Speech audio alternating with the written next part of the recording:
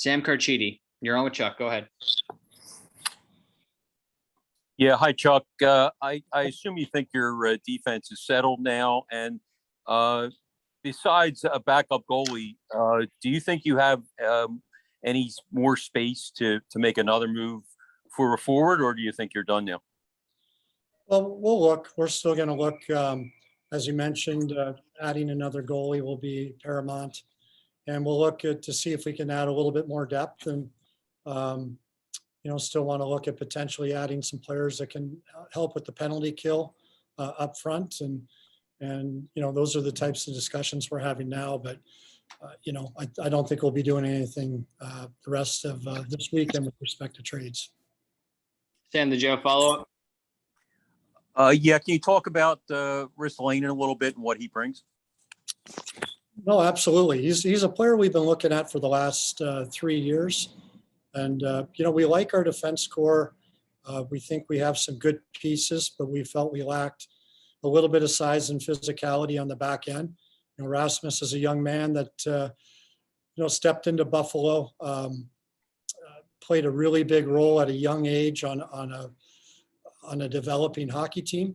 I believe he had 5 different head coaches in Buffalo, so AV will be a 6th head coach. And, we're hoping that, with stability and putting him in with an experienced partner, another good young player, that he can come in and fit in very nicely with our group. And, he can shoot the puck, he can skate, he's big and strong. And, I think when you look at our defense core now, we have a pretty good mix of youth and veteran players. We have guys that can play in the power play and on the penalty kill. We have size and obviously with Ellis, we added a lot of experience to go with Justin Braun. So, I think our group, the pieces fit well together. And, the strength of any one defenseman is often dependent upon the strength of the group. And I think all of these guys can complement each other and help each other grow their game. Jordan Hall, you're on with Chuck. Go ahead. Hi, Chuck. Hey, Jordan. How difficult was it to give up the first round pick, and what made this the right move to do so? Extremely difficult. Look, the amateur guys work hard all year to draft players. And, I think for us right now, look, we're coming off a tough season.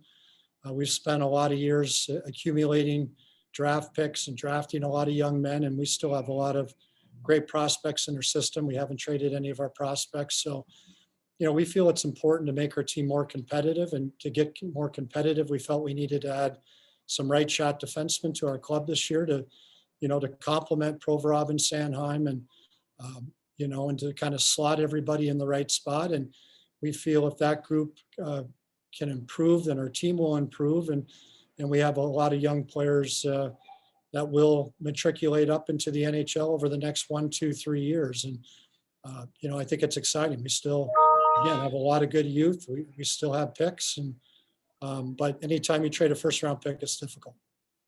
Charlie O'Connor, you're on with Chuck. Go ahead. Hey, Chuck.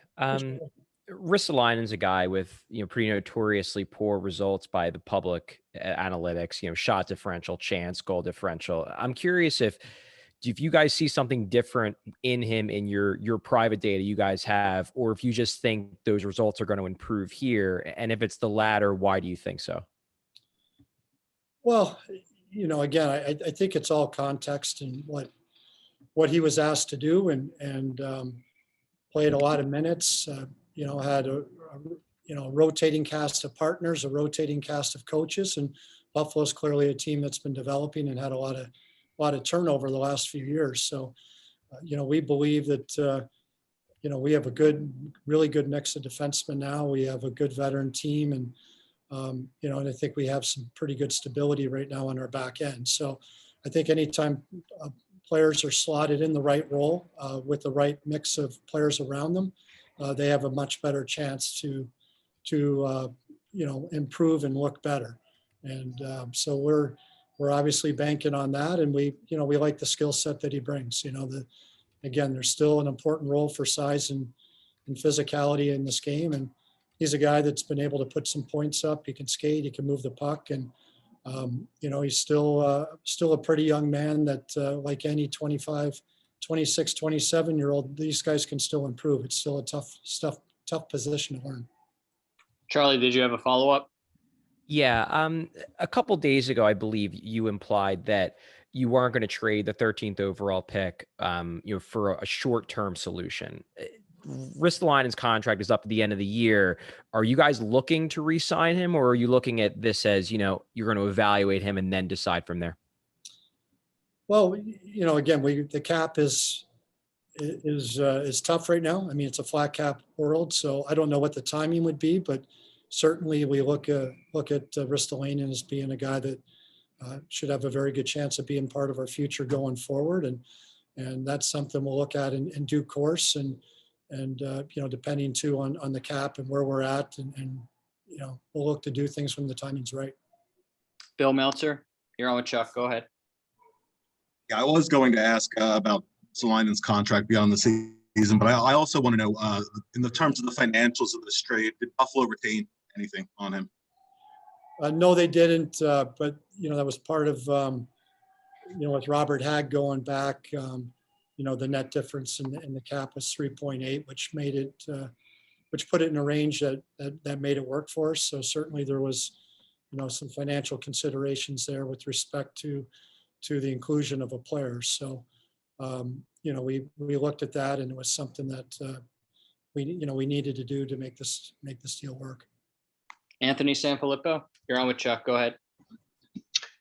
Hey, Chuck. Yeah.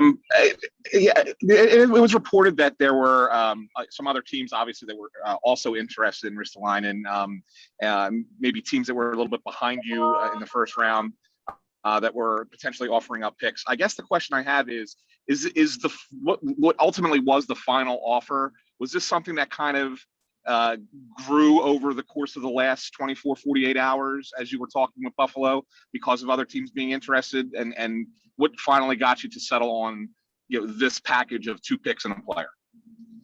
No, our initial offer obviously wasn't at this level. You always know the other team's going to push for a little bit, but certainly we were willing to pay a price to get Ristolainen, and there had to be some sort of financial consideration in the deal to make it work. I mean, our cap situation is well known. So, those types of things were talked about all along, and this is what we settled on at the end. And it was, important to me, if I was going to give up a second round pick as a secondary piece, that we didn't do it this year. We do feel that this draft in particular, because of the lack of viewings on some players, there could be an opportunity in the second round to land a player with upside that maybe wasn't seen as much. And our scouts feel pretty strongly that the depth of this draft goes through the third round even. So we wanted to make sure we kept our second this year. That was very important. And if you're going to lose your first, and,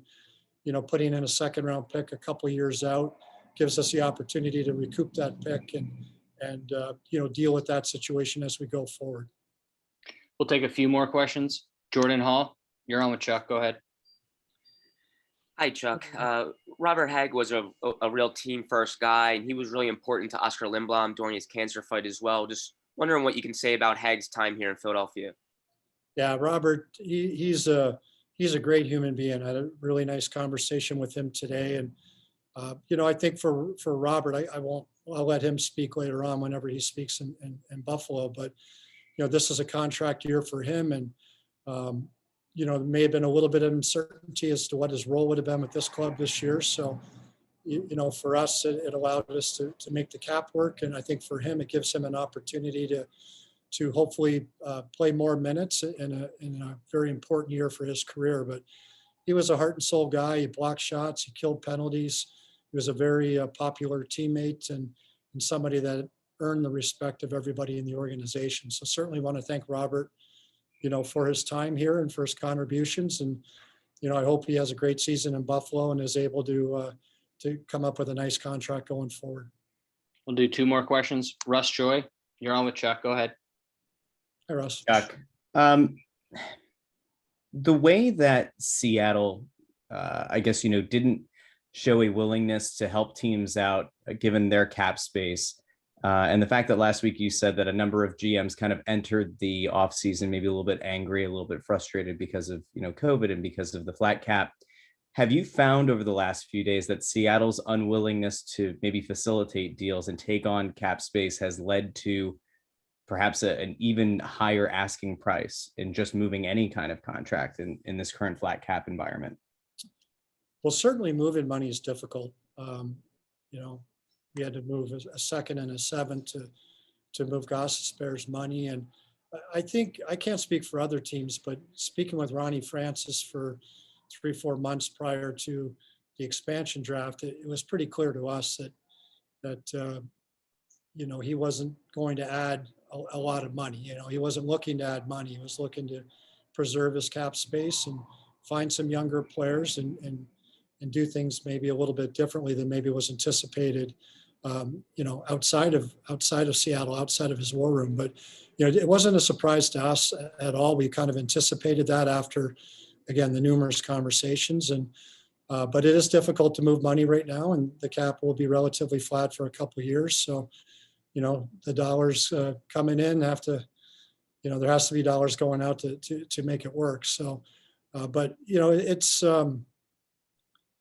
I think we see every year there's clearly 2-3 teams that seem to be the media favorites every year going in. And then there's a host of teams that are pretty close and, could maybe find a way to have a run one year, and then the next year they're not quite as good. So I think a lot of us feel we're pretty close. And if you can add the right pieces and get the right mix and have the right depth, then you have a chance. So we're all competitive but the flat cap is probably encouraging more hockey trades, and teams are trying to be aggressive to add the players they want to add. Last question, Jamie Baskow. You're on with Chuck. Go ahead. Jimmy. Hi, Chuck. How are you? Thank you for doing this on short notice. I just wanted to know, how long have the talks been going on with Buffalo, and possibly was Sam Reinhart in the conversation along with Ristolainen at some point?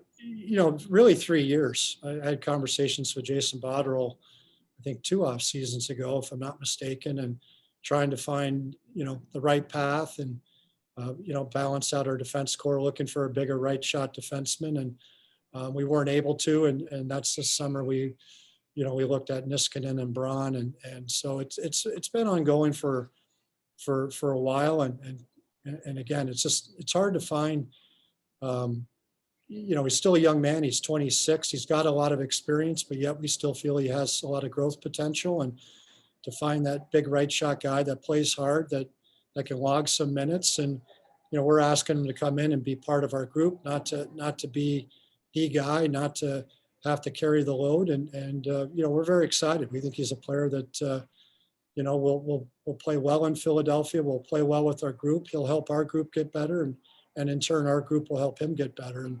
And that's the whole key. Okay, Chuck, thank you very much. Your second part of your question is no.